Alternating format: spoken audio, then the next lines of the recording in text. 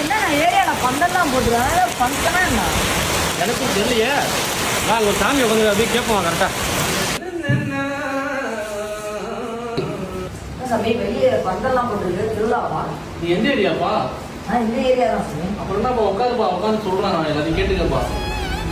வர 13ஆம் தேதி அன்னைக்கு மதியானம் 3 மணிக்கு இந்த சாமிக்கு ஆண்டவர்லேருந்து தாய் திசையில இருந்து இங்க நலுங்கெல்லாம் வச்சு சாமியை புறப்பாடு பண்ணி வெளில திருநடனத்துக்கு அழைச்சிட்டு போவாங்க.